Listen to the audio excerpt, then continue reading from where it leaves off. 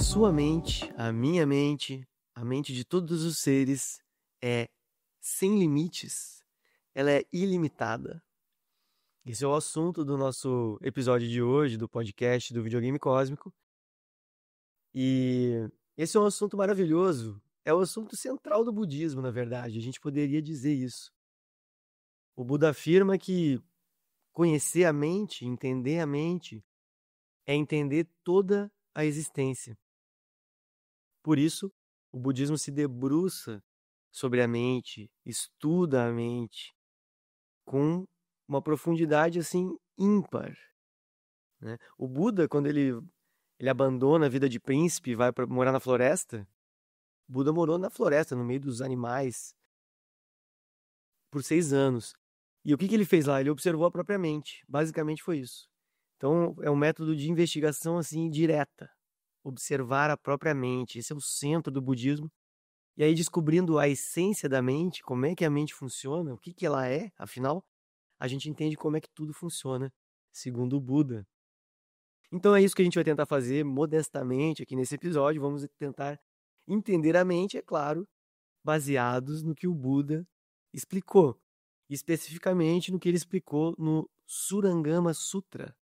Um sutra em que ele discorre, né, sobre a natureza da mente, explicando para o Ananda e para os outros discípulos como é que é essa mente, essa essência da mente, e como é que é a mente deludida, né? Como é que é a mente perdida na confusão, que enfim é a mente que a gente opera normalmente.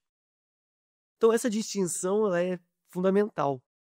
A mente deludida versus a mente original. O que é delusão? Delusão é uma palavra muito próxima de ilusão. Ilusão é mais comum. Delusão significa uma ilusão que você não percebe que é uma ilusão. Então, a ilusão seria assim, você vai num espetáculo de mágica, e aí você vê lá o mágico fazendo coisas que você sabe que não é real. Tipo assim, o mágico não dividiu a pessoa no meio, né? Você sabe que aquilo ali é uma ilusão, ainda que você esteja vendo a pessoa aparentemente dividida ao meio. Mas você sabe que é uma ilusão, portanto isso é uma ilusão. Agora, a delusão é quando você não sabe que aquilo ali é enganoso. Então, por exemplo, alguém que está no deserto com sede e vê um oásis, vê uma fonte de água jorrando logo à frente, e a pessoa acredita que aquilo ali é real, mas quando ela chega lá, não tem fonte nenhuma, tem só mais areia. Isso é uma delusão, porque a pessoa acreditou que a ilusão, o objeto que ela está vendo, era verdadeiro. Então, no budismo se usa muito a palavra delusão. A delusão está presente nas nossas vidas basicamente o tempo todo. E o Buda explica por quê, né? E como é que ele explica isso? Basicamente, a gente opera, a nossa mente opera a partir de pressupostos referenciais. Então, por exemplo, quando a gente olha para o mundo, a gente acorda e a gente, sei lá, pega o celular, que é o que a gente costuma fazer. O ideal é acordar, alongar, fazer uma meditação, mas em geral a gente pega o celular. Vamos tentar mudar esse hábito, inclusive. Estou tentando fazer isso. Mas quando a gente olha para o celular ou para o mundo, para nossa própria casa, se a gente morar com alguém, para outra pessoa, aquilo ali já é totalmente baseado em várias pressuposições, vários referenciais que a gente tem. Que a gente construiu ao longo dessa vida e, segundo o Buda, ao longo de incontáveis vidas passadas. Então, quando a gente olha para outra pessoa que mora com a gente, ou para nossa geladeira, a gente não precisa nem pensar. Isto é uma pessoa. Isto é uma geladeira. A gente olha, a gente já vê desse jeito. E isso, minhas amigas e meus amigos, isso é delusão purinha. É totalmente delusão isso. Aquilo ali que a gente está vendo não é outra pessoa. Não é nosso filho, nossa filha, nosso companheiro, companheira. Não é. Aquilo ali é a nossa delusão de pessoa. Essa visão de que aquilo ali é uma pessoa é baseada em muitos preconceitos, né? Muitas pressuposições. Então a gente convencionalmente decidiu chamar aquilo ali de pessoa, E num nível mais profundo, a gente entende que nós somos uma identidade separada do resto, assim como cada pessoa é uma identidade separada do resto. Então, todas essas convicções, essas ideias pré-concebidas, elas estão na base da nossa visão de olhar e falar assim, vou chamar aqui essa pessoa, meu filho, minha mãe, meu pai, meu companheiro, minha companheira, para tomar um café. Quando a gente fala, vamos tomar um café, a gente está baseado em um monte de ideia que a gente toma por real, né? Ou a geladeira, né? Então, a geladeira tá ali, enfim, a geladeira serve para aquilo ali, mas na verdade a gente não percebe que a gente está construindo tudo isso, a gente está construindo a ideia de uma geladeira, a gente está construindo a ideia de uma pessoa o tempo todo. Essa é a mente deludida, é a mente conceitual que opera por meio de categorizações e de fixações. Então, a fixação básica é a fixação à nossa identidade. Nós acreditamos que somos realmente uma identidade fixa, separada de todo o resto. E a gente acredita na realidade das coisas também. Essa é outra fixação básica. A identidade e a fixação à realidade das coisas. A gente reifica o mundo. O que é isso? A gente acredita que o mundo é realmente existente, objetivamente existente. Então a gente não percebe esse processo de construção de realidade que a gente faz o tempo todo. O tempo todo a gente está categorizando, definindo, sem nem precisar raciocinar. Quando a gente raciocina, aí isso fica bem claro, que a gente está categorizando. Eu estou aqui, a pessoa está lá, a pessoa fez isso, então ela é aquilo, então eu vou fazer aquilo outro, criando aquele objetivo.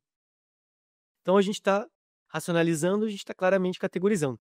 Mas a gente nem precisa raciocinar para categorizar. Quando a gente bate o olho, ou quando a gente ouve um som, se a gente ouve uma musiquinha, que em cada estado acho que é diferente a musiquinha do gás, ou o carro do ovo.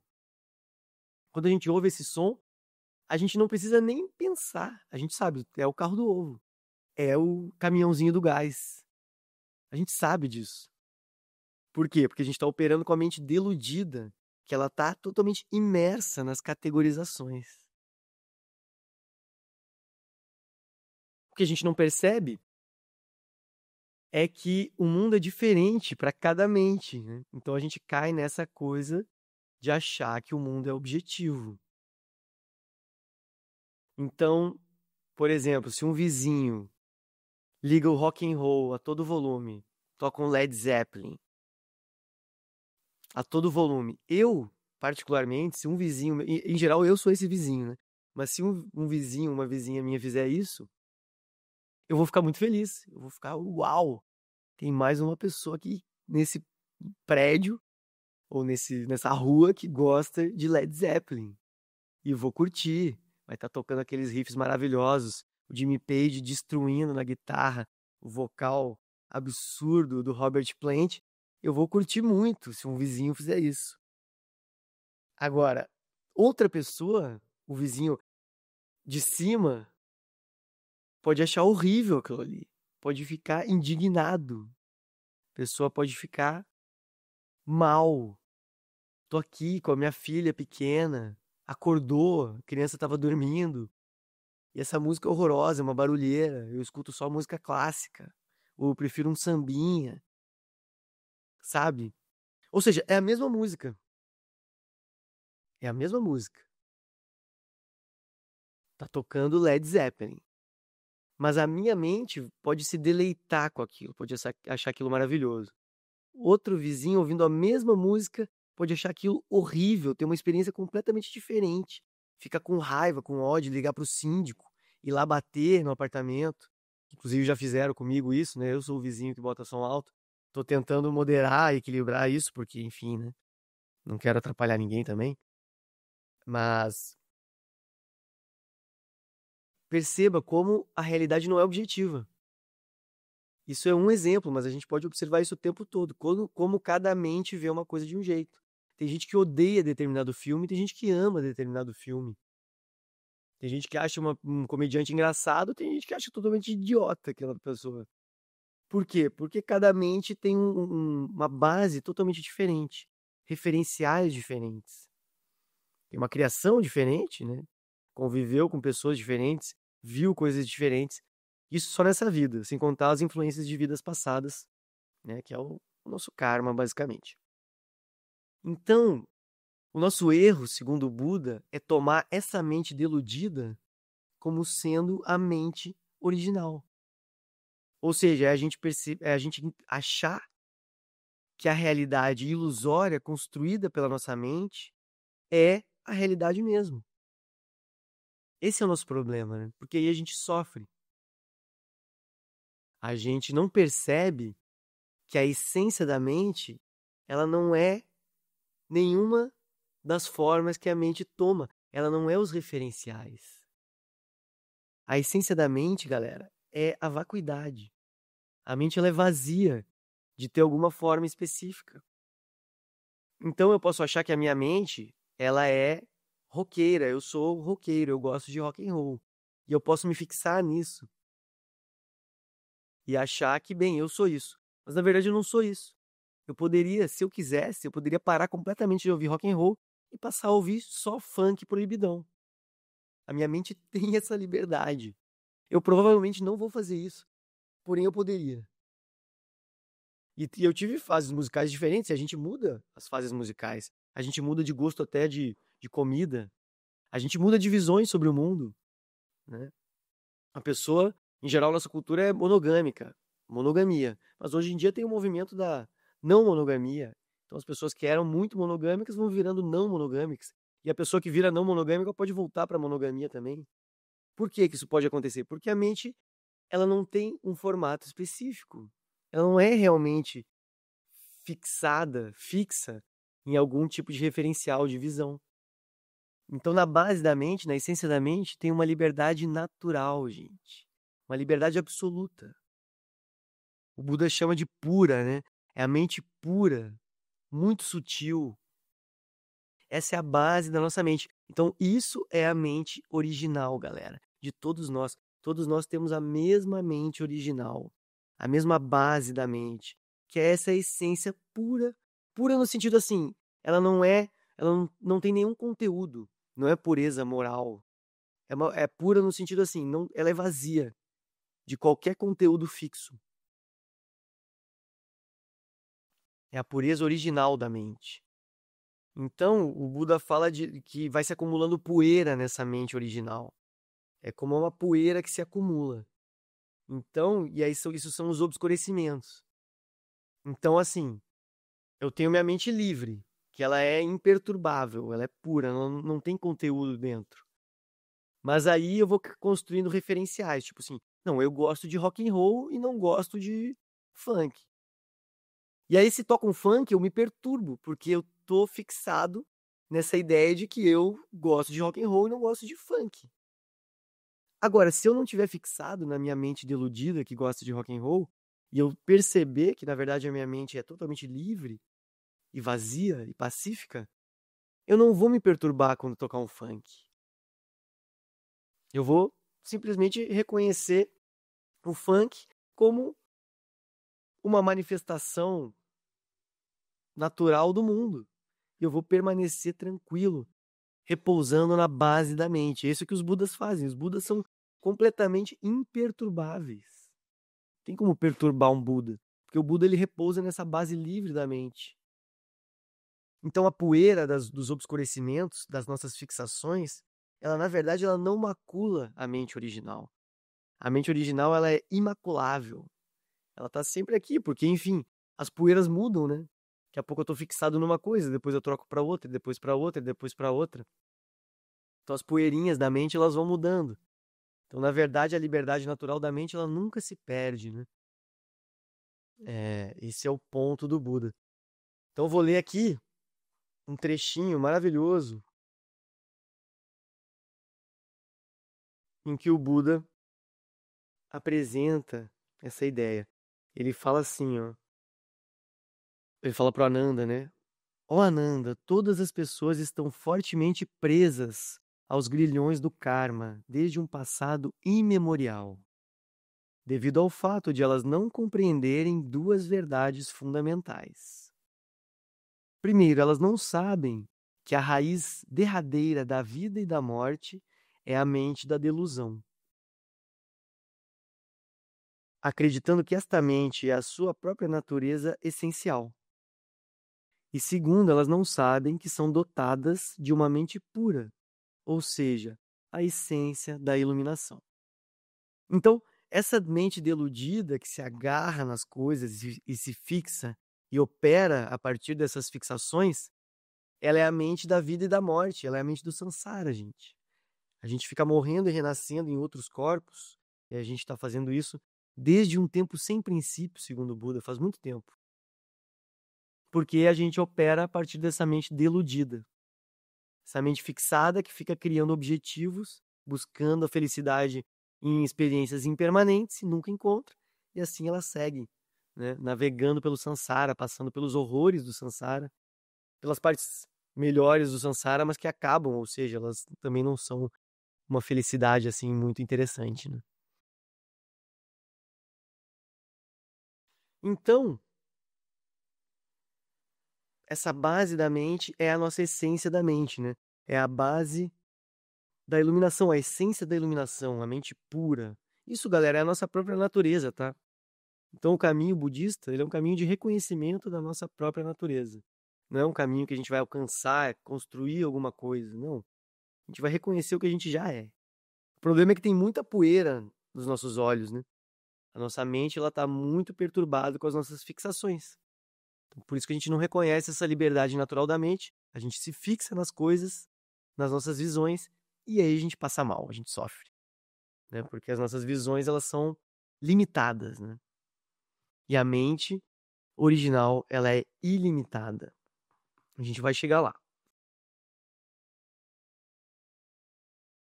Então, eu vou ler outro trechinho aqui e a gente introduz aqui o próximo ponto. Ele explica, né, para o Ananda é um dos principais discípulos do Buda, aí ele explica que a mente conceitual, ela não conduz à iluminação, né? Porque o Ananda pergunta assim, beleza, eu entendi o que é essa mente original pura, que ela é indestrutível, ela é eterna, né? Ela não morre com o corpo, ela continua. Ela não nasce nem morre, na verdade, ela é atemporal. Essa base da mente que, enfim, é a nossa própria natureza. Aí o Ananda pergunta, beleza, eu entendi isso, mas eu não estou entendendo isso com a mente deludida? E aí o Buda fala, sim, você está entendendo isso com a mente deludida, mas você não vai chegar na iluminação com a mente deludida. Então, a compreensão conceitual, intelectual, que é a que a gente está conversando aqui por meio disso, né, do raciocínio, desse tipo de compreensão, ela é insuficiente.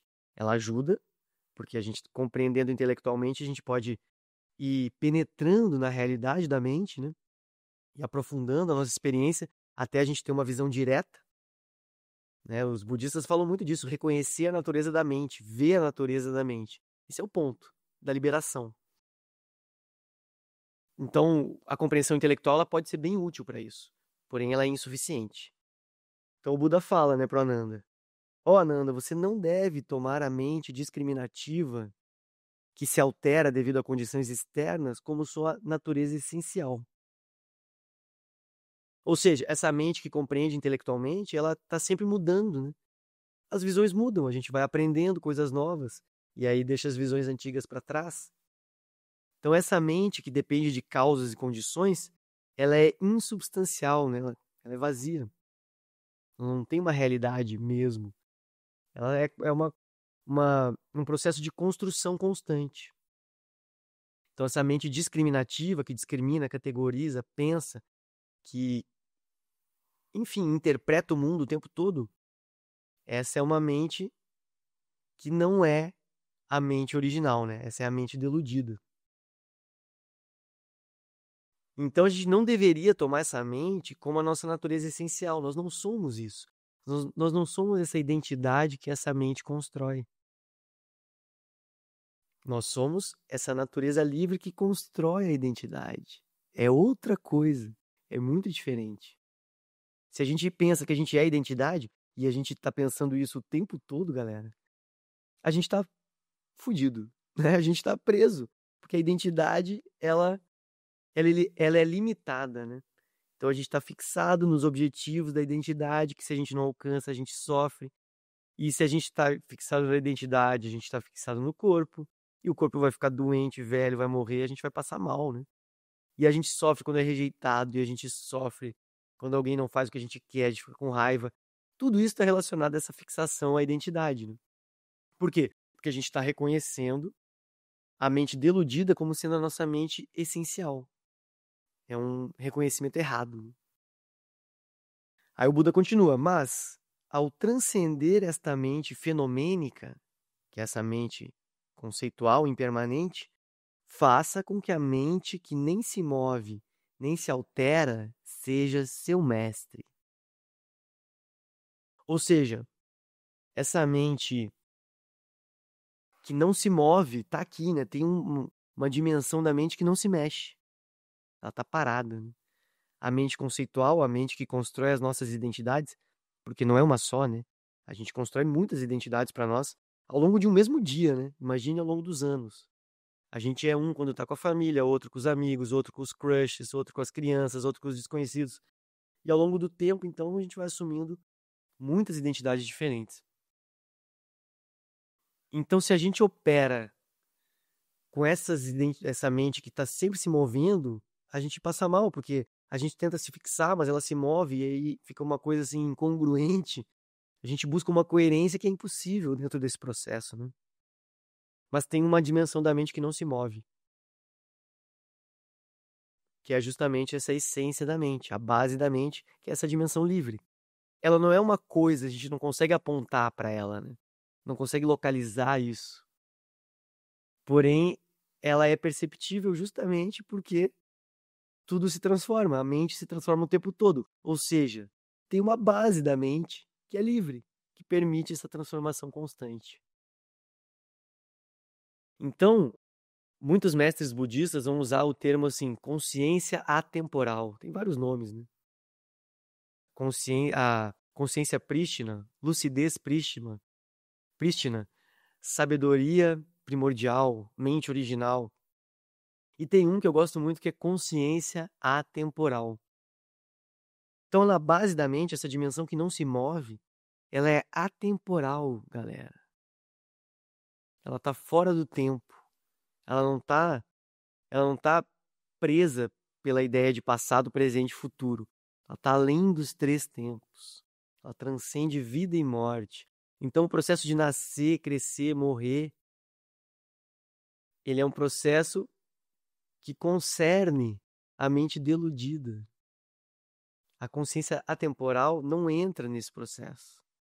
Ela está presente nesse processo porque ela é a base de toda a existência. Porém, ela não está submetida ao processo. Ela não nasceu, portanto, ela não morre. Ela está sempre presente, ela não se move. Ela é a base de toda a realidade, essa consciência atemporal. Então, é isso. O Buda recomenda que a gente tome essa consciência atemporal como nosso mestre. A gente aprenda a reconhecer essa consciência atemporal, que é a consciência mesmo, tipo assim, a consciência agora sua que está ouvindo essas palavras, essa é a consciência atemporal. É a consciência do momento presente. Só que a gente não percebe que tem essa consciência atemporal percebendo, a gente se percebe como uma identidade percebendo. A gente constrói uma identidade e a partir dessa identidade a gente percebe as coisas. Mas na verdade, na base de tudo isso tem uma consciência percebendo. É o observador. É um aspecto da mente que simplesmente percebe. Sem, sem inclinações, entende? Sem preconceitos. É uma consciência que simplesmente percebe. Sem julgamento. Ela só percebe. Essa é a consciência temporal. Ela é vazia. Ela não tem conteúdo dentro. Então ela não tem referenciais. Não tem ponto de referência. Então essa é uma instrução também do Buda, né? Busque a mente sem ponto de referência.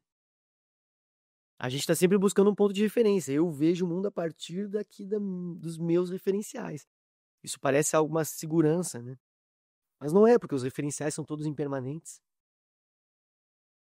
Então é melhor a gente deixar a mente assim, solta, sem ponto de referência, né? Então essa consciência atemporal ela é vazia de conteúdo, ela não tem ponto de referência. Mas ao mesmo tempo, apesar de ser vazia, ela constrói todas as realidades, né? Então ela é capaz de construir as nossas identidades e o mundo aparentemente externo que a gente vê. Então o que é isso? Isso é a vacuidade, é o aspecto livre, vazio da mente original, e a luminosidade, que é o aspecto criativo dessa mente original. Então esses três aspectos, galera, isso é a essência da mente original. É a consciência que percebe, sem julgamento. É o vazio, a vacuidade, porque é uma consciência livre, ela não está presa a nenhum conceito, a nenhum referencial. Ela é totalmente livre. E a luminosidade, que é esse aspecto criativo. A mente ela é capaz de criar realidades infinitas. E aí o Buda começa a tentar exemplificar, né? Ele usa de metáforas para tentar mostrar o que é essa mente original. Uma metáfora que o Buda usa é a metáfora do que ele chama, né, de estalagem, mas eu vou adaptar aqui para uma linguagem mais moderna, uma pousada. Então imagine uma pousada, tem lá a dona da pousada, uma pousadinha na praia, e aí durante o ano inteiro passam incontáveis pessoas pela pousada. As pessoas chegam e vão embora. Mas a dona da pousada, ela está sempre lá. Então, as pessoas que chegam e vão embora, elas são a mente discriminativa, a mente deludida, que toma várias formas, várias identidades, várias visões de mundo. E o tempo todo a gente está fazendo isso, tipo assim, o tempo todo, galera. A mente, ela está construindo realidades o tempo todo, identidades, pensando, categorizando. Então, é como os hóspedes dessa pousada, que entram e saem. Hóspedes diferentes, a mente vai mudando o tempo todo. Mas a dona da pousada, ela está sempre lá. Então, a dona da pousada é a base da mente, é a mente original. Então, tem uma base. Todas essas mudanças da mente discriminativa, da mente deludida, elas ocorrem dentro dessa base, né? Então, é a pousada, é a mente. Então, podem chegar hóspedes de todos os países, de todos os formatos, né? De todas as feições físicas, de tudo que é tipo, de todas as personalidades possíveis. Então, a mente ela é capaz de produzir identidades e realidades infinitas. Mas tem uma base onde tudo isso acontece. A dona da pousada está sempre lá. Outro exemplo que o Buda usa é o da luz e da escuridão, né? Então, quando o sol está batendo, a gente vê a luz. Mas nem por isso a gente deixou de ter a capacidade de ver a escuridão também. Quando o sol se põe, fica tudo escuro. A gente consegue ver que está tudo escuro. Então, esse nosso observar, ele não está atrelado à luz ou à escuridão. Ele é independente dos fenômenos. É a capacidade de ver. É essa consciência atemporal que observa tudo. O que quer que seja. Pode ser luz, pode ser escuridão, pode ser qualquer coisa. A gente tem essa capacidade de ver, que é a base da mente, essa consciência. Ver não no sentido físico, né? Mas de perceber. Então o Buda fala: assim deve-se saber que a mente original não pode ser afetada pela luz ou pela escuridão. Apesar de estar encoberta por diversos obscurecimentos, tais como bem e mal, amor e ódio, que vêm e vão devido a causas e condições externas, ela não é maculada ou manchada. Ela é essencialmente sutil, pura e indestrutível. Então, todas as experiências que a gente passa, tudo que passa pela mente, tudo que a gente vive, porque o corpo e as experiências físicas são inseparáveis da mente, tudo isso não mancha a mente original. A base livre da mente, essa consciência atemporal, está sempre presente em qualquer experiência. Esse é o ponto. O ponto é reconhecer isso e aprender a repousar nessa dimensão ampla da mente, sabe? Aí a outra metáfora, eu vou ler ela inteira assim porque ela é muito boa. Então eu vou ler aqui nas palavras do Buda mesmo, né? É assim: Ó Ananda, quando a água é vertida em um recipiente redondo, ela assume a forma redonda. Quando é derramada em um vaso quadrado, ela toma a forma quadrada. Mas não há uma forma quadrada ou redonda na natureza da água. Desta forma, as pessoas percebem suas vidas, desde um passado imemorial, de formas variadas. Assim como quando a água é vertida em recipientes pequenos ou grandes, redondos ou quadrados, e elas experimentam bem e mal, amor e ódio. Assim, elas são levadas a correr atrás de coisas externas, sujeitando-se a sofrimentos diversos. Esta situação é uma forma de delusão surgida da convicção errônea que identifica a mente original com a identidade fenomênica, acorrentada a condições externas, conforme exemplificado pelos recipientes para a água. Portanto, quando alguém deixa de se ver acorrentado a condições externas e retorna à sua própria mente verdadeira, que não possui limitações, ele se torna idêntico ao Buda, e seu corpo e mente se tornam perfeitos e claros. Livre de quaisquer obstruções, ele é capaz de alcançar o Dharmadato das 10 direções diretamente através de seu próprio corpo. Dharmadato é tipo assim, é a vastidão do espaço, né? É a vastidão infinita da existência. Então, quando a mente deixa de se identificar com as formas, com as identidades, com as fixações, ela, é, ela se torna idêntica à mente do Buda. Então a gente alcança essa visão amplíssima, né? O Buda se diz que ele alcançou a onisciência. Ele viu basicamente tudo, assim, como é que tudo funciona. Ele viu todas as vidas passadas dele. Então, seu corpo e mente se tornam perfeitos, né?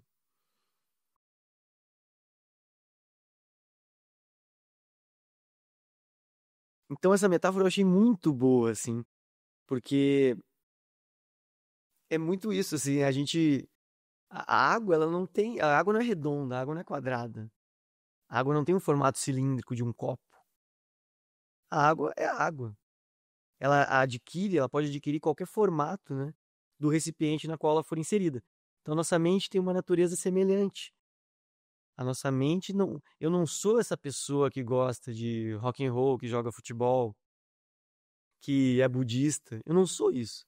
Esse é o formato que a minha mente está adotando nesse momento.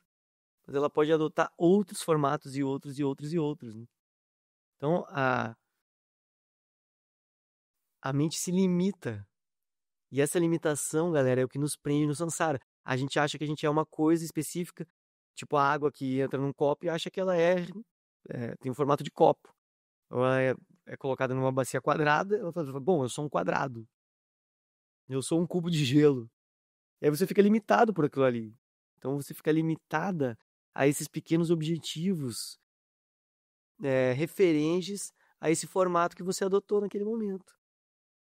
E aí a gente passa mal, a gente sofre, a gente fica sempre insatisfeito, porque, enfim, esses objetivos, eles mesmo que a gente alcance, depois a gente quer outro e outro. Então a gente vira uma coisinha pequena que quer uma coisa, outra coisa pequena, e aí a gente fica lá ansioso, angustiado, tentando alcançar essa coisa. Se não alcança, a gente sofre. Se alcança, imediatamente a gente já quer outra coisa. Por quê? Porque a gente está se limitando, a gente está se fixando numa coisa específica, numa identidade específica, que quer uma coisa específica. Isso parece muito natural, né, gente? A gente vive assim, tipo, eu quero isso, depois eu quero aquilo, depois eu quero aquilo outro. Mas isso é a existência limitada do samsara. Isso é sofrimento. Então o Buda ensina a gente a reconhecer a mente ilimitada. É a mente que pode adquirir qualquer formato, pode criar qualquer coisa. Isso é muito fácil de ver, galera. Só você olhar para sua mente, você senta para meditar e fica olhando para sua mente. o como ela vai para um lado, depois para o outro, e o que eu tenho que resolver amanhã, e o que eu vou fazer hoje de noite, e o que aconteceu comigo quando eu tinha 10 anos. Ou seja, a mente é um mágico. Ela vai tirando coelhos da cartola. Pá, pá, vai projetando, né? Como um projetor de filme, assim. Bota uma imagem, depois outra, depois outra, depois outra, depois outra. Isso é a mente ilimitada. Não tem limite para o que ela pode pensar. A gente pode pensar nas coisas mais absurdas que a gente quiser. Tipo, um macaco escrevendo uma tese de doutorado. Ou uma galinha cantando uma ópera. Entende? Não tem limite. Aqui eu fiz coisas muito específicas, sei lá. Mas a gente pode pensar qualquer coisa. Uma chuva de pregos, em vez de água, tá caindo prego. Não sei porque eu tô pensando essas coisas, mas isso aqui é para mostrar o quanto a mente é ilimitada, né? A mente é ilimitada. Ela tem essa capacidade criativa infinita de criar realidades, né? Mas a gente opera em realidades limitadas, que são construções dessa mente, só que a gente não percebe essa capacidade ilimitada, a gente se fixa na limitação que a gente mesmo constrói e aí a gente sofre. Então o Buda ensina a reconhecer a mente ilimitada, a mente sem limites e repousar nisso, admirar isso, né?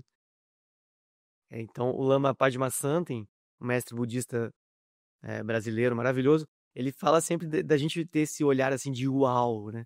A gente olha para essa capacidade criativa da mente, para essa liberdade da mente e fala, uau, olha isso. Então, se a tua mente criou uma felicidade, nossa, eu fui nesse show que foi incrível, foi o melhor show da minha vida. Em vez de focar só no show, você olha para essa capacidade da mente construir essa experiência, né? Estática, de êxtase. E quando sua mente estiver tipo, nossa, eu fui rejeitado mais uma vez, meu Deus, eu sou a pior pessoa do mundo, eu não sou interessante, eu sou.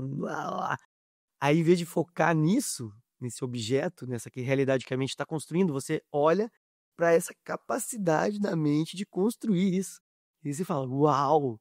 Então eu consigo construir uma experiência de que eu sou uma pessoa incrível e tenho experiências incríveis, e eu consigo construir uma experiência de que eu sou uma pessoa horrorosa, que tem experiências péssimas. O que é isso? Isso é a capacidade mágica da mente, né? Dessa mente ilimitada. Então, olhar para isso constantemente, admirar isso, meditar, claro, é essencial para a gente conseguir ver isso, senão a gente fica fixado nas experiências. Esse é o caminho da liberação da mente.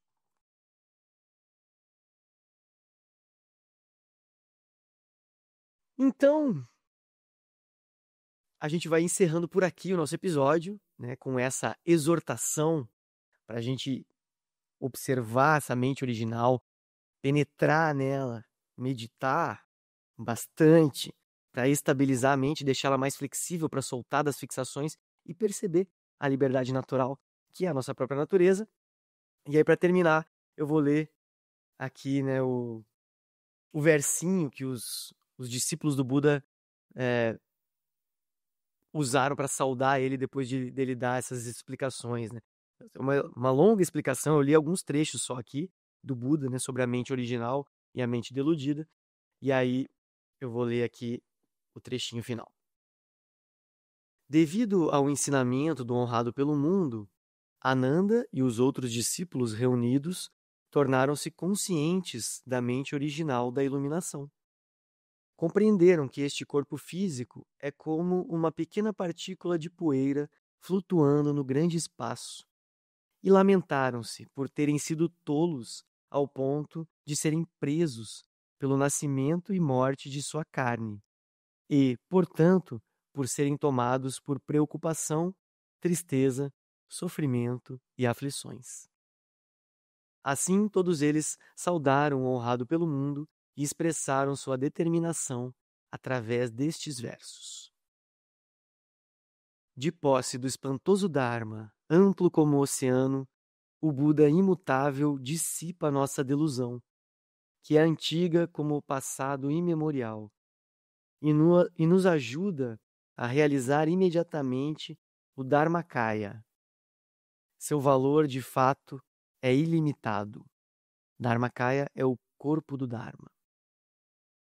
Que nós possamos nos tornar senhores do Dharma e salvar pessoas incontáveis, pois dotados com esta mente profunda, estar a serviço em reinos inumeráveis é a forma de responder ao benefício da doutrina. Possa o honrado pelo mundo testemunhar nossa determinação de entrar no mundo que sofre por todos os males e de não passar para o nirvana até que o último deles se torne um Buda.